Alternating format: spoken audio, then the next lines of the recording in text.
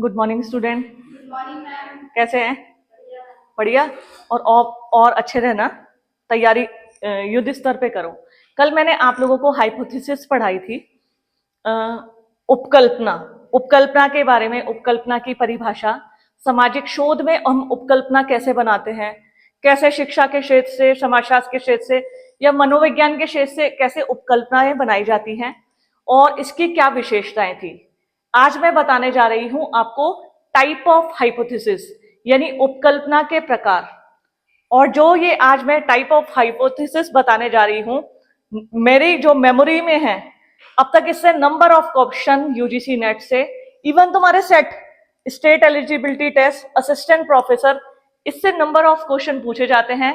और जो ये टॉपिक है एग्जामिनर का फेवरेट टॉपिक है, तो आज के टॉपिक पे बहुत ध्यान देना।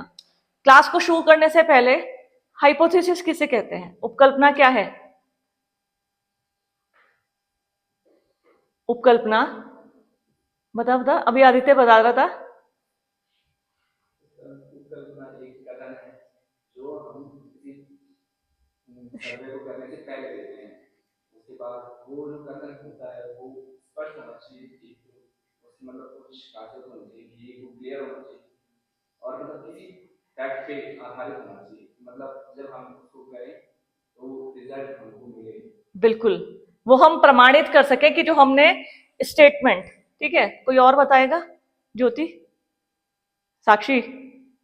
उपकल्पना एक स्टेटमेंट या एक कथन है, ठीक है। इसको हम किसी भी रिसर्च को शुरू करने से पहले बना लेते हैं, एक स्टेटमेंट बना लेते हैं अपने शोध से संबंधित, विषय से संबंधित। और फिर जब हम शोध करते हैं तो हम ये देखते हैं कि हमारी हाइपोथेसिस जांचते हैं कि सही है या नहीं है। जैसे कल मैंने ना कल की वीडियो देखना तो तब समझ में आएगा, ठीक है। कल ये आई नहीं थी, इलेक्शन में बिजी थी। कोई मुझे ये बताएगा, कल मैंने एक एग्जांपल दिया था, जैसे मेरा डोमेस्टिक वायलेंस एक्ट पे मेरा रिसर्च है, तो मैंने कल एक हाइपोथेसिस बनाई थी। क्या थी वो?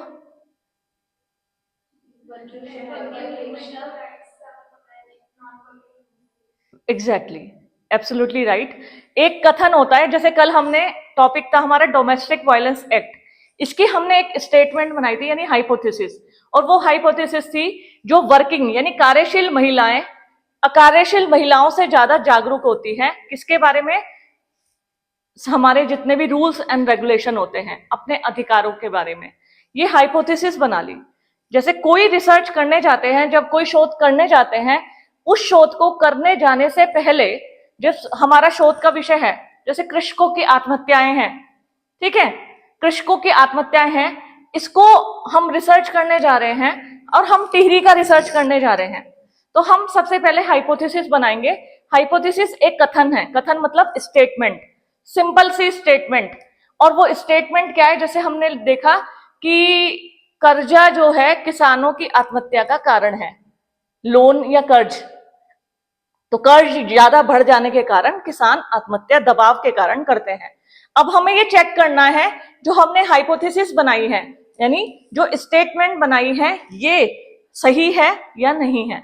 तो किसी भी शोध को करने से पहले शोध के विषय से संबंधित कुछ स्टेटमेंट्स, जरूरी नहीं है एक ही, कई बार लोग 3 या 4 हाइपोथेसिस बना लेते हैं, कुछ स्टेटमेंट बना लेना और फिर उन्हें शोध करने जाते समय जांचना क्या ये सही है। जब हम क्वेश्चनेयर बनाएंगे, शेड्यूल बनाएंगे, उसमें भी उससे संबंधित प्रश्नों को रखेंगे, हाइपोथेसिस से रिलेटेड, तभी तो हम जांच पाएंगे। तो उसे कहते हैं हाइपोथेसिस। आज आता है हाइपोथेसिस के प्रकार, यानी टाइप ऑफ हाइपोथेसिस, जो कि मैं बार बार तुम्हें कह रही हूं, ये जो है बहुत इंपॉर्टेंट है। जैसे नल हाइपोथेसिस, यानी शून्य उपकल्पना। आप देखना, इसको इस साइन से H0 से हम हाईलाइट करते हैं, नल हाइपोथेसिस, ध्यान देना ये, ठीक है। इसे कहते हैं शून्य उपकल्पना। ध्यान देना, 2 वेरिएबल्स होते हैं, अभी मैं बताऊंगी कौन कौन से, ठीक है। एग्जाम्पल भी मैं लिख के लाई हूं, मैं तुमसे हर बार अपनी तारीफ करती रहती हूँ कि जैसे मैं एग्जाम्पल बना के लाती हूँ, ये तुम्हें बुक्स में नहीं मिलेंगे। वहां नल हाइपोथेसिस बता देंगे, लेकिन तुम्हें समझ में ही नहीं आएगा नल हाइपोथेसिस किसे कहते हैं। तो ध्यान दीजिए, शून्य उपकल्पना कहते हैं जब 2 वेरिएबल्स होते हैं, ठीक है, दो चर होते हैं और उनमें आपस में कोई संबंध नहीं होता। इसको मैं एग्जाम्पल से समझाऊंगी, फिर भी एक बार देखिए।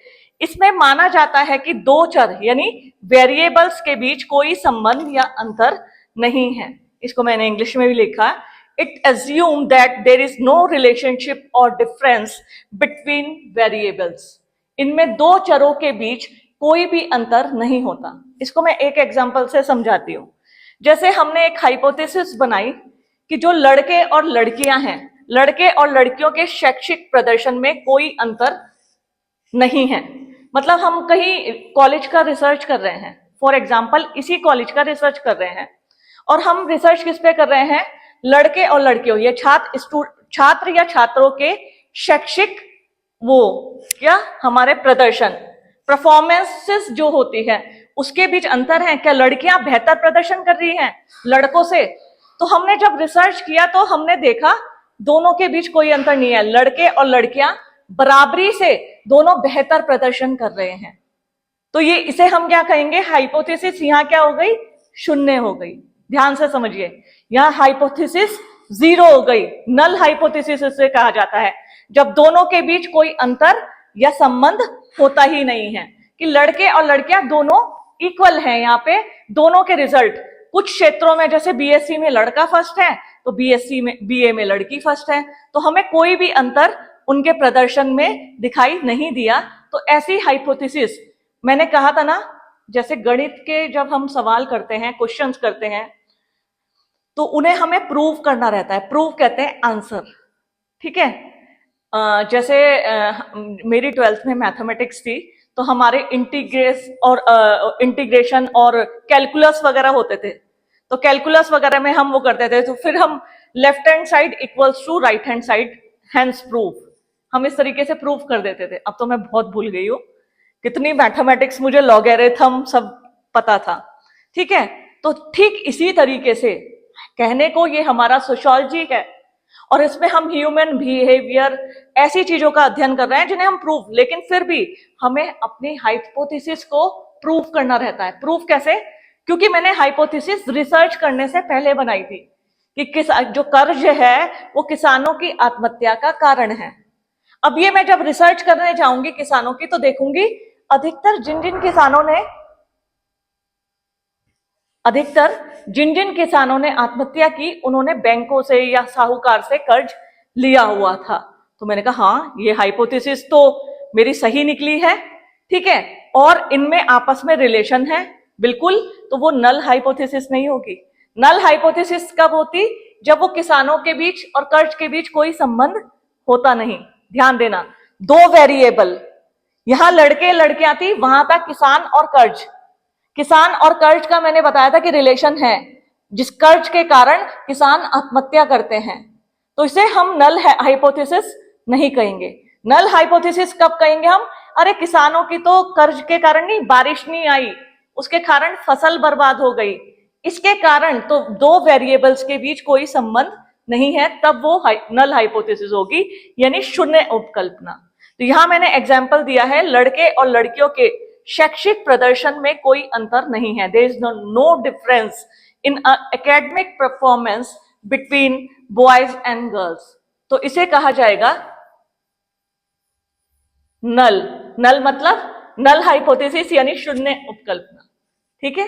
क्योंकि ये ठीक यही क्वेश्चन एग्जाम में आया हुआ है कि व्हाट इज नल हाइपोथेसिस, शून्य उपकल्पना किसे कहते हैं। तो ध्यान देखना, जब वेरिएबल्स के बीच ना तो कोई डिफरेंस होता ना कोई संबंध होता, ठीक है, तो उसे नल हाइपोथेसिस कहते हैं। नेक्स्ट है वैकल्पिक उपकल्पना यानी ऑल्टरनेटिव हाइपोथेसिस। वैकल्पिक उपकल्पना, और इसे हम प्रदर्शित करते हैं H1 से। नल हाइपोथेसिस हमने कैसे प्रदर्शित की थी? S0 से। ये H1 से प्रदर्शित किया जाता है, वैकल्पिक या ऑल्टरनेटिव हाइपोथेसिस। देखो बच्चों, आज जो मैं ये तुम्हें पढ़ा रही हूं बहुत बड़े काम की चीज है। रीजन, आप चाहे सोशियोलॉजी के स्टूडेंट हैं, जब भविष्य में आप physics, chemistry, mathematics, economics, Hindi किसी से भी पीएचडी करने जाएंगे, तो ये सब जो सब्जेक्ट हैं, ये जो टॉपिक है, ये सभी सब्जेक्ट में पूछे जाते हैं। जब आप प्री पीएचडी का कोर्स करोगे और उसमें जब एग्जाम देने जाओगे तो ये टाइप ऑफ हाइपोथेसिस सोशियोलॉजी का स्टूडेंट भी करेगा, इकोनॉमिक्स का भी करेगा, पॉलिटिकल साइंस का भी करेगा। और जहां तक मेरा ऑब्जर्वेशन है, क्योंकि मैं प्रोफेसर हूं, मैंने कई बार ये नोटिस किया है बच्चों की रिसर्च अच्छी नहीं होती। वो बहुत पजल रहते हैं हाइपोथेसिस में, सोशल सर्वे में, शेड्यूल एंड क्वेश्चनियर में। मतलब बच्चे रिसर्च करने के मतलब पूरी जर्नी क्लियर कर लेंगे, लेकिन उन्हें वास्तव में हाइपोथेसिस में डिफरेंसेस नहीं पता होता।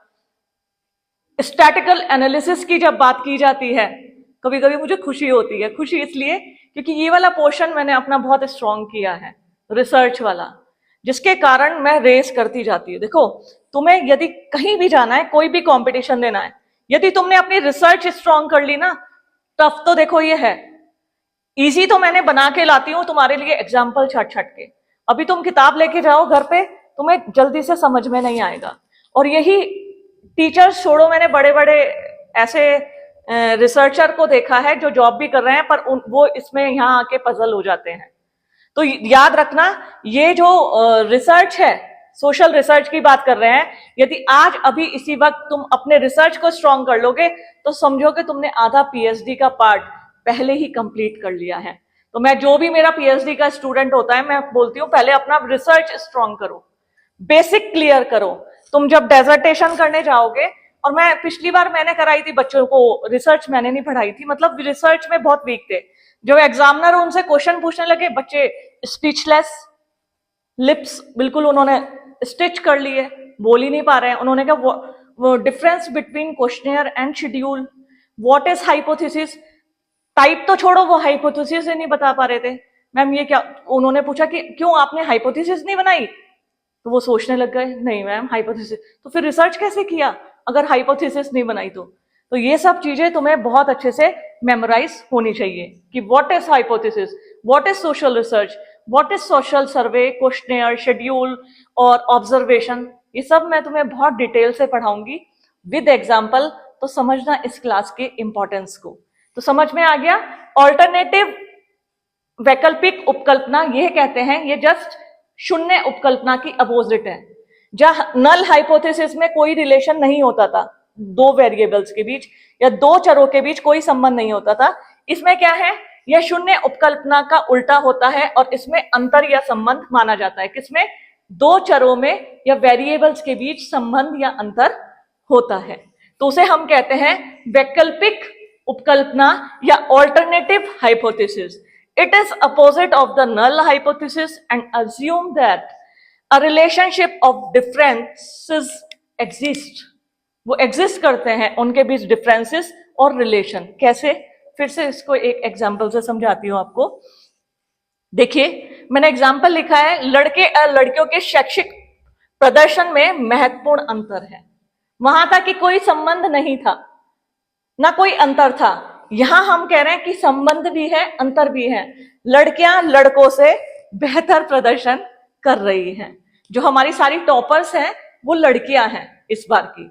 तो ये हमें प्रूव करता है कि लड़कियां लड़कों से बेहतर प्रदर्शन कर रही है। और अंतर क्या है, लड़के और लड़कियों की जो परसेंटेज है उनमें भी अंतर देखा गया। 70% जो लड़कियों का, अक्सर तुम जब बोर्ड का रिजल्ट आता है तो उसमें न्यूज़पेपर में आता है, इस बार 99% लड़कियों ने बाजी मारी, मतलब 1% ही फेल हुई, और लड़कों का रिजल्ट रहा 80%। ठीक है, कुछ इस तरीके से। तो उसे हम कहेंगे ऑल्टरनेटिव हाइपोथेसिस, यानी वैकल्पिक उपकल्पना। जब दो वेरिएबल्स, दो चरों के बीच संबंध होता है तो उसे कहा जाता है वैकल्पिक उपकल्पना, और इसे H1 से प्रदर्शित किया जाता है। ठीक है, तो इसे कहते हैं ऑल्टरनेटिव हाइपोथेसिस। समझ में आ रहा है ना। मैं चूंकि वीडियो भी मेरी बन रही है, क्योंकि बच्चे बहुत बार कहते थे मैडम नल हाइपोथेसिस और ऑल्टरनेटिव और भी टाइप हैं, इसमें हम कंफ्यूज हो जाते हैं। तो मैंने आज बिल्कुल जेन्युइन एग्जाम्पल से समझा रही हूं, बुक्स में नहीं है। नेक्स्ट जो है हमारी हाइपोथेसिस वो है कारणात्मक उपकल्पना, यानी कैजुअल हाइपोथेसिस। ध्यान देना, कैजुअल हाइपोथेसिस यानी कारणात्मक उपकल्पना इसको बोला जाता है। इसमें क्या होता है बच्चों, इसमें एक चर यानी एक x होता है, दूसरे चर y इसको प्रभावित करता है। जब दो चर होते हैं, मान लीजिए पहला चर है a, यहां तो मैंने x दिया है, दूसरा चर है b, यहां y दिया है। पहला चर दूसरे चर को इफेक्ट करता है, प्रभावित करता है, और प्रभावित करता है यानी कारण और परिणाम संबंध उनमें आपस में होते हैं, तो उसे हम कहते हैं कारणात्मक। कारण और परिणाम इनके बीच दोनों में संबंध, ये आप समझोगे अभी एग्जाम्पल से, मैं एग्जाम्पल से समझाऊंगी। तो उसे कहा जाता है कारणात्मक। One variable x effects another variable y showing a cause effect relationship. ध्यान देना, जब एक चर का दूसरे चर को प्रभावित करते हैं या उन दोनों के बीच कारणात्मक परिणाम होते हैं। कारणात्मक कैसे, वो अभी समझ जाओगे तुम।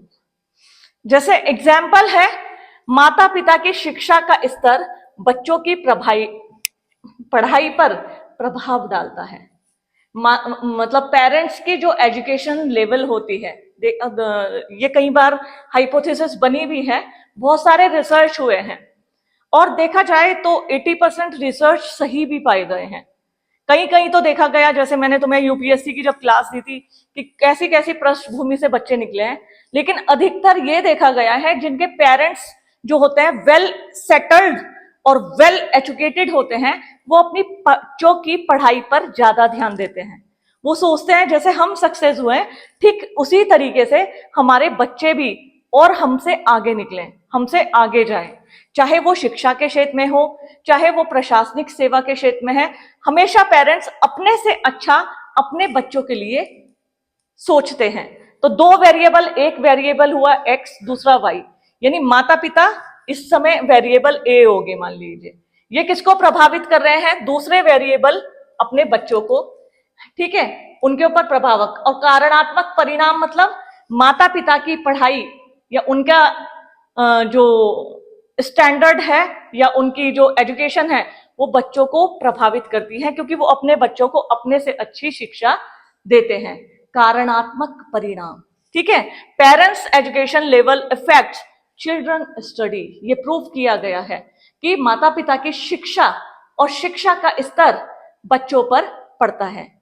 स्टोरेज फुल तो नहीं हुई, थैंक गॉड, ये फोन ने मेरा फोन पी लिया। ठीक है, समझ में आया ना।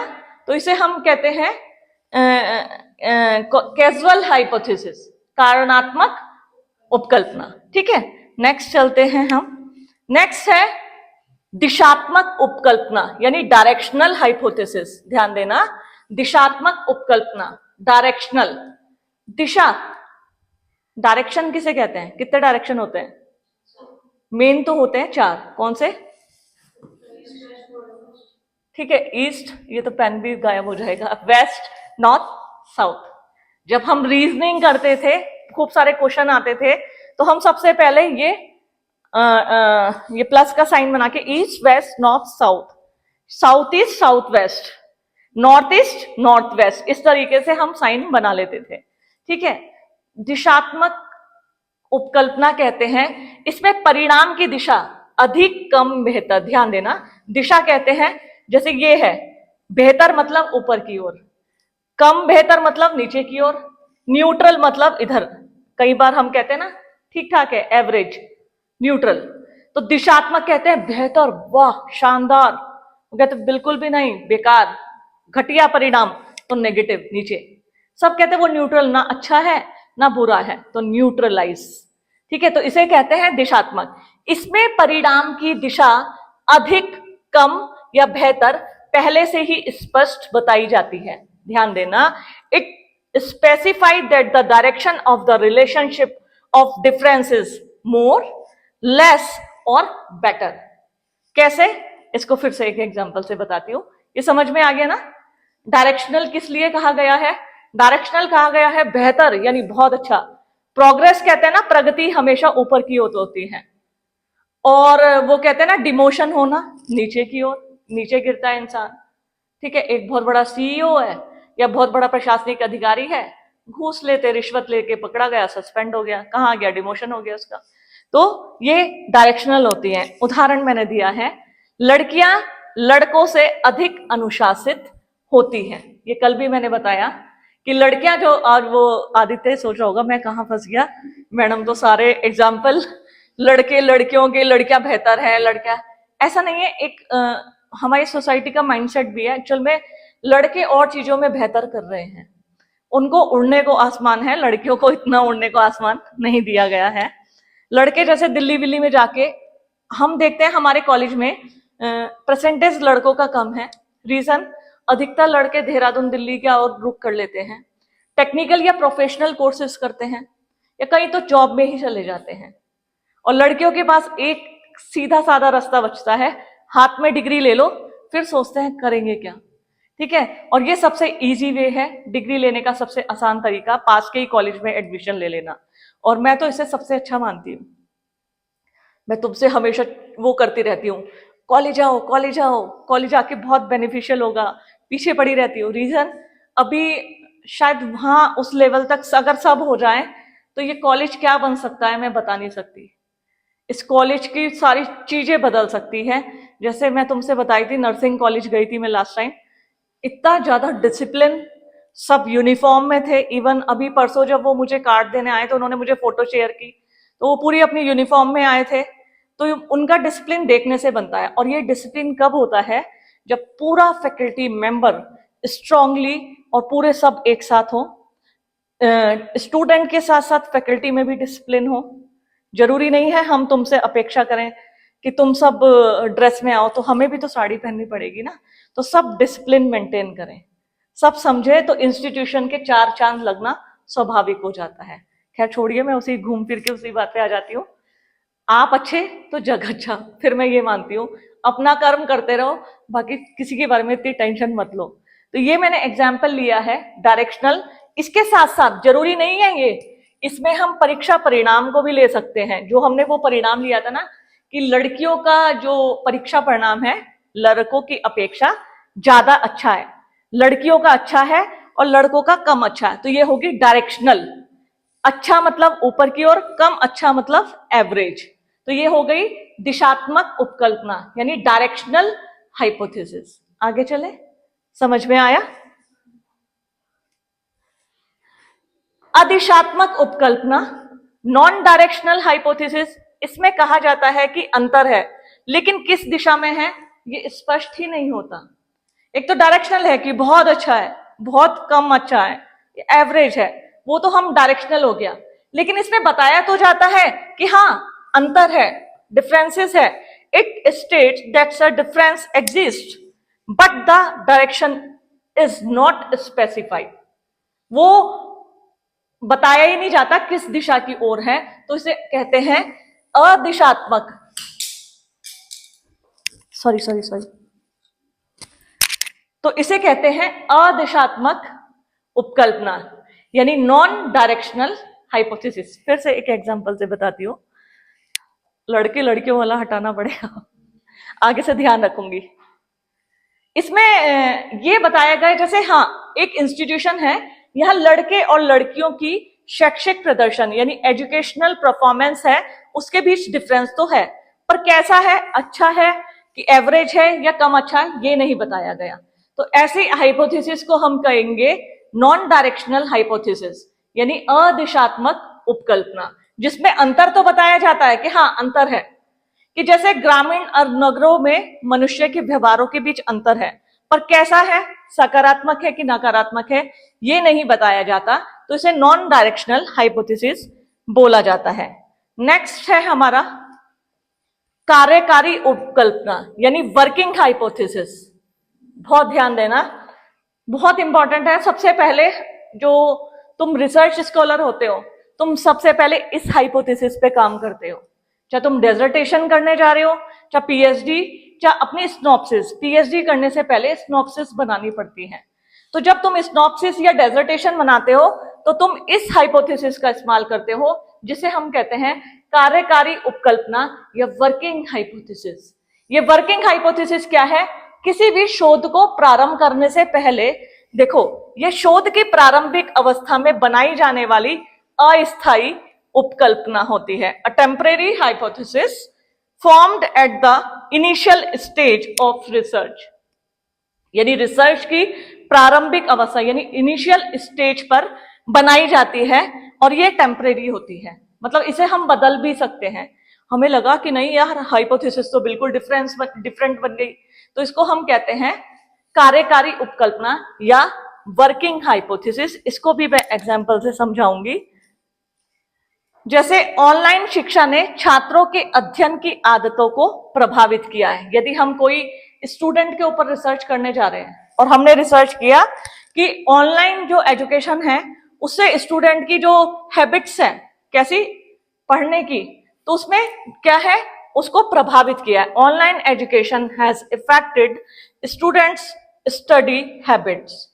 ठीक है, तो इसे हमने ये कार्यकारी हाइपोथेसिस कहते हैं कि अभी हम जब रिसर्च कर रहे होते हैं तो शुरू में उसे जांचने के लिए बनाते हैं, लेकिन ये अस्थायी होती है, हम इसे डिलीट भी कर सकते हैं। तो इसे कहते हैं वर्किंग हाइपोथेसिस या कार्यकारी उपकल्पना। ठीक है, समझ में आ रहा है? आप ध्यान से समझिएगा क्योंकि इसके बाद मैं तुमसे इसके बारे में पूछूंगी। अगर आपने क्वेश्चन नहीं पूछे मुझसे तो आप फिर इनके बारे में आज क्लास से बता के जाएंगे। मैं कहीं हिलने वाली नहीं हूं भी जल्दी से। ठीक है, तो नेक्स्ट है सांख्यिकीय उपकल्पना यानी स्टैटिकल हाइपोथेसिस। Very important. सांख्यिकी उपकल्पना, कई बार हम नंबर्स को जब अपनी हाइपोथेसिस में लिखते हैं, संख्या, सांख्यिकीय मतलब संख्या, कि जैसे मैं कोई रिसर्च कर रही हूं वर्किंग और नॉन वर्किंग वुमेन का या किसानों की आत्महत्या का, तो उसमें मैं हाइपोथेसिस बनाऊं कि 60% या 60% किसान कर्ज के कारण आत्महत्या करते हैं। 60%। अब मुझे ये प्रूफ करनी है कि जैसे मैं सैंपल लूंगी, मतलब मान लीजिए मैंने 20 किसान लिए, तो 20 का 60% कितना हो गया? 12 हो गया। अब मुझे 12 किसानों का पता करना है, तभी मैं हाइपोथेसिस प्रूफ कर पाऊंगी। कहने का मतलब जब संख्या में हाइपोथेसिस होती है, ध्यान देना, इसमें परिकल्पना संख्याओं और आंकड़ों पर आधारित होती है और सांख्यिकी परीक्षण द्वारा जांच की जाती है। Hypothesis is expressed in numerical and statistical terms and tested through statics. कैसे? इसको फिर से एग्जाम्पल से बताऊंगी। कह तो रही हूं तुम्हारी पीपीटी बनाने में बहुत टाइम लगता है। पहले तो सोचा आज क्लास सादी क्लास लूंगी, वैसे ही बता दूंगी, पीपीटी बन नहीं पा रही, थक गई हूं। कल व्रत भी था नवरात्रों का, यहाँ कहीं कुट्टू का आटा या वो साबूदाना नहीं मिला तो खाना नहीं खा पाई, वीकनेस लगने लगी कल मुझे। तो फिर मैंने कर्ड दही ली, दही में हल्का सा वो मिला के खाया और मैं थोड़ा सा, जब मैंने ठीक फील किया मैंने कहा बना लेती हूँ पीपीटी, बच्चों का नुकसान हो जाएगा, फिर दशहरा वेकेशन है। तो फिर पहले तो मैंने कहा अब मैसेज डालूं कि कल क्लास नहीं होगी या कल क्लास इसमें नहीं होगी, स्मार्ट क्लास में, बार बार सोचती रही। फिर जब कर्ड खा के दही खा के जान आई, मैं नहीं ले लेती हूँ। तो समझो, अपने शिक्षक के उसको भी समझो। और फिर मैंने एग्जाम्पल तुम्हारे लिए समझाने को, देखो मैंने कहा स्टैटिकल एनालिसिस यानी सांख्यिकी उपकल्पना जो संख्या के आधार पर होती है और संख्यात्मक ही उसको बताना पड़ता है। ग्रामीण और शहरी छात्रों के परीक्षा परिणामों में 5% पर महत्वपूर्ण अंतर है। जब हम स्टैटिक्स, मैंने क्या कहा था, 60% किसान कर्ज के कारण ही आत्महत्या करते हैं। संख्या या आंकड़ों के आधार पर हम हाइपोथेसिस बनाते हैं। There is a significant difference in exam result of rural and urban student at 5%। यहां हमने 5% दे दिया, यानी 5% जो छात्र हैं ग्रामीण और शहरी छात्रों के परीक्षा परिणाम में 5% महत्वपूर्ण अंतर है। यानी शहरी छात्रों का ज्यादा अच्छा परिणाम है ग्रामीण छात्रों की अपेक्षा। ये प्रूफ करिए। तो इस हाइपोथेसिस को कहा जाता है स्टैटिकल हाइपोथेसिस या सांख्यिकी उपकल्पना। ठीक है, समझ में आया ना? हाँ, तो ये हो गए उपकल्पना के महत्वपूर्ण प्रकार। ठीक है, टाइप ऑफ हाइपोथेसिस। और मैं बार बार रिपीट कर रही हूं, जितनी भी मैंने तुम्हें हाइपोथेसिस बताए हैं और जो मेरे पीजीटी के स्टूडेंट ये वीडियो देख रहे हैं, ये तुम्हारे एग्जाम के साथ साथ जब रिसर्च करने जाओगे बहुत काम आएंगी। ठीक है, आज इस क्लास को तुमने यदि पढ़ लिया ना तो सबने, तुम समझिए, आपने 4 से 5 ऑब्जेक्टिव क्वेश्चन, या कई बार जब आपका इंटरव्यू होगा तो एग्जामिनर बैठते ही साथ, बहुत से एग्जामिनर होते हैं जिनका स्ट्रांग, बहुत रिसर्च बहुत स्ट्रांग होता है, इतना स्ट्रांग होता है कि वहां के फैकल्टी का भी इतना स्ट्रांग नहीं होता, तो जब वो क्वेश्चन पूछते हैं तो वो बहुत प्राउड फील करता है, देखो ये बच्चा बताएगा ही नहीं, what is null hypothesis, what is directional hypothesis. हाँ, तो अब आपका कोई क्वेश्चन है किसी का? शॉर्ट ट्रिक्स, शॉर्ट ट्रिक्स तो यही है, सबके सारी हाइपोथेसिस लिखो, उसके आगे अपने हिसाब से देखो। कल मेरे एक स्टूडेंट का, शायद वो भी मेरी वीडियो ये देखेगा, उसका एक मैसेज था, मैडम मैं बहुत पढ़ता हूं पर मुझे याद नहीं होता। तो मैंने उसको मैसेज लिखा, क्या गाना आपको याद हो जाता है? तो उसका मैसेज फिर आया रिप्लाई, हाँ मैडम गाना तो याद हो जाता है। मैंने कहा अच्छा ठीक है। फिर मैंने लिखा, देखो पढ़ाई करते हैं हम दिमाग लगा के, ज्यादा ही दिमाग चला देते हैं, और गाना सुनते हैं दिल से, है ना। गाना बाद में बोलता है, हम पहले भूल जाते हैं। कौन से गाने ट्रेंडिंग है आजकल? जैसे मुझे तो कूड़े वाली गाड़ी याद आती है सुबह से उठती हूँ, गाड़ी वाला आया जैसे कूड़ा निकाल। मजाक कर रही हूँ। बहुत से गाने हमें मेमोराइज हो जाते हैं। तो मैंने उस स्टूडेंट को यही बताया कि हाँ मैडम ये तो आप सही कह रहे हो, गाने तो मुझे, तो मैंने कहा ध्यान दो, पढ़ाई हमेशा उस सिचुएशन में करो जब तुम खुश हो, ठीक है। मुझे करना है, मेरे एग्जाम है, ऐसे कभी हम प्रेशराइज होके पढ़ाई नहीं कर सकते। पढ़ाई का देखो, स्टडी का, पढ़ाई का एक रूल है कि यदि आप पढ़ाई में अपना दिल और दिमाग दोनों इस्तेमाल करेंगे, आप कोई भी परीक्षा पास कर सकते हैं। अक्सर बच्चों का ये क्वेश्चन रहता है, मैडम हमें याद नहीं होता, क्योंकि जब हम पढ़ाई को लेके बैठते हैं हम दिमाग लगाते, क्या मुझे फर्स्ट आना है, इस बार एग्जाम निकाल लेना है, फिर मेरी गवर्नमेंट जॉब लगेगी, फिर मेरी शादी होगी, फिर मेरे बच्चे होंगे, फिर मेरी कार खरीदूंगा। दिमाग लगा लिया, दिल का तो इस्तेमाल ही नहीं किया। और जहां हम दूसरी चीजों में, वहां हम दिल का इस्तेमाल करते हैं। कहाँ? अच्छे पहनने में, घूमने जाने में, वो दिल से करते हैं। तो सारी चीजें, सामान भी याद रहती है, सब कुछ याद रहता है, लेकिन पढ़ाई में नहीं रहते हैं। तो मेरा तो सिर्फ और सिर्फ यही कहना है, पढ़ाई में भी अपना दिल और दिमाग, इसके कॉम्बिनेशन से पढ़ोगे तो आपको सफलता जरूर मिलेगी। इस बात को ध्यान रखो। क्वेश्चन किसी और का? जैसे एक रिसर्च का टॉपिक है तो हम उसके मतलब 7 हाइपोथेसिस बना सकते हैं सबको लेके। सबको देखो, ये तो बहुत कठिन हो जाएगा बेटा, ध्यान रखना। बहुत अच्छा क्वेश्चन पूछा तूने दीपशिखा, कि मैंने टाइप ऑफ हाइपोथेसिस जैसे 7-8 ये बताए हैं, ठीक है। हमेशा रिसर्च करते हुए, तुम्हें बहुत बड़े बड़े जो रिसर्च होता है ना कंपनियों के, वो सारी हाइपोथेसिस लेती है, लेकिन वो बहुत बृहद स्तर पे बहुत बड़े बड़े प्रोजेक्ट होते हैं। जैसे जब कोविड आया था, कोविड की वैक्सीन बनी या लोगों के बारे में रिसर्च किया गया, तब सब चीज की यूज होती है। लेकिन जब हम, जैसे तुम डेजर्टेशन करोगे तो सिर्फ एक ही हाइपोथेसिस को लो। मैं तो रिसर्च पेपर लिख रहे हो, एक हाइपोथेसिस या 2 हाइपोथेसिस एनफ है। तुम पीएचडी करने जा रहे हो, 3 हाइपोथेसिस 4 हाइपोथेसिस, एक प्रकार या 2 प्रकार से ले लो बस, पर ज्यादा से मत लो। उससे क्या होगा, तुम भी कंफ्यूज हो जाओगे क्वेश्चनेयर बनाने में। फिर हमें हाइपोथेसिस प्रूव भी तो करनी है, सिर्फ हाइपोथेसिस बनाने से नहीं है, फिर उसे हाइपोथेसिस को दिमाग में रखना है, लास्ट तक हमें हाइपोथेसिस प्रूव करनी है। देखो सिविल सर्विसेज के जब बच्चे मेंस एग्जाम लिखने जाते हैं, तो जैसे हाइपोथेसिस होता है ना, पूरे रिसर्च में हमें हाइपोथेसिस को दिमाग में रखना पड़ता है, वही क्वेश्चनेयर बनानी, वही लोगों से क्वेश्चन पूछने, वही डेटा कलेक्शन करने, हाइपोथेसिस के आधार पर वही निष्कर्ष निकालना। ठीक ऐसे ही जब तुम बच्चे कहते हैं मैम यूपीएससी में नंबर कम आते हैं, पीसीएस मेंस एग्जाम में, हम आंसर राइटिंग तो करके आते हैं पर नंबर बहुत कम आते हैं। तो नंबर पता है क्यों कम आते हैं? रीजन जानते हो तुम नंबर क्यों कम आते हैं? रीजन है कि हम हमेशा क्वेश्चन को पढ़ते रहो, वही क्वेश्चन का आंसर, क्वेश्चन से भटकना मत, वही क्वेश्चन लेना, उसी की मेन बॉडी लिखना, और लास्ट में कंक्लूजन उसी क्वेश्चन को ध्यान में रखते हुए। क्या तुम अपने एमए का, बीए का पेपर देने जा रहे हो, क्वेश्चन को बार बार पढ़ते रहो, तब आंसर लिखते जाओ, बहुत अच्छा क्वेश्चन लिखोगे। बैक छोड़ो, तुम टॉप करोगे हमेशा। बैक तो कभी आ ही नहीं सकती, हमेशा टॉप करोगे, ठीक है। और कोई? चलो कल तुमसे,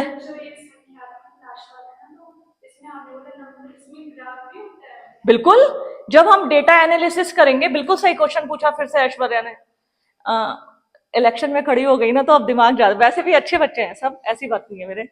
देखो बिल्कुल सही क्वेश्चन पूछा, जो स्टैटिकल हाइपोथेसिस है, जब हम डेटा कलेक्ट करेंगे, हमने कहा 5% जो स्टूडेंट है ग्रामीण क्षेत्रों के, शहरी क्षेत्रों के ज्यादा अच्छा परफॉर्मेंस देते हैं। तो इसमें क्या करते हैं हम, जब शेड्यूल क्वेश्चनेयर बनाएंगे तो डेटा कलेक्ट करेंगे, ग्रामीण क्षेत्रों से कितने बच्चे लिए, शहरी क्षेत्रों से कितने बच्चे लिए, उनमें कितना अंतर आया, अंतर लिखेंगे, देन हेंस प्रूफ, तब हम प्रूफ कर पाएंगे हाँ कि 5% जो स्टूडेंट है वो बेहतर ग्रामों की अपेक्षा शहरों में। बिल्कुल पूछ सकते हैं, तुम कॉन्फिडेंट होके जवाब देना जैसे मैंने दे रही हूं तुमसे। देखो हमेशा इंटरव्यू में मैंने क्या कहा था तुम्हें एक दिन, अभी जब यूपीएससी बता रही थी कि कई बार नेगेटिव क्वेश्चन पे भी तुम वो नंबर लेके जा सकते हो, बस आत्मविश्वास के साथ मना करना आना चाहिए। सॉरी सर, इस समय मैं याद नहीं कर पा रही हूँ, कोई बात नहीं, वो आगे बढ़ जाएगा। अननेसेसरी, सर रुकिए रुकिए मैं बताती हूँ, मुझे याद है अभी 1 मिनट, हाँ ये था यार, वो भी पजल हो जाएंगे एग्जामिनर, तुम्हारा क्वेश्चन भी गलत हो जाएगा। ऐसी सिचुएशन से बचिए। और इंटरव्यू जो होता है टोटल तुम्हारी पर्सनैलिटी का असेसमेंट होता है, ध्यान रखना। इंटरव्यू प्रीलिम्स और मेंस में तुम्हारी सारी नॉलेज को जांच लिया गया है, इंटरव्यू तुम्हारी पर्सनैलिटी का चेक होता है, कैसे चलते हो, कैसे बैठते हो, किस तरीके से जवाब देते हो, आई कांटेक्ट बना है। कई बार लोग क्वेश्चन पूछते हैं मैम क्या आप बता दोगी, ये अच्छा नहीं माना जाता। क्वेश्चन पूछते हैं तो आई कांटेक्ट, सीधा आंख से बात करिए। आंसर देते हैं तो मैम ऐसा क्यों है, हाथों से भी बात करिए। तुम्हारी बॉडी लैंग्वेज के नंबर मिलते हैं, तुम्हारी पर्सनैलिटी की, तुमने पहनावा कैसा है, ठीक है, बताऊंगी जब तुम जाओगे, तैयारी मैं ही कराऊंगी। ठीक है, आज के लिए इतना ही।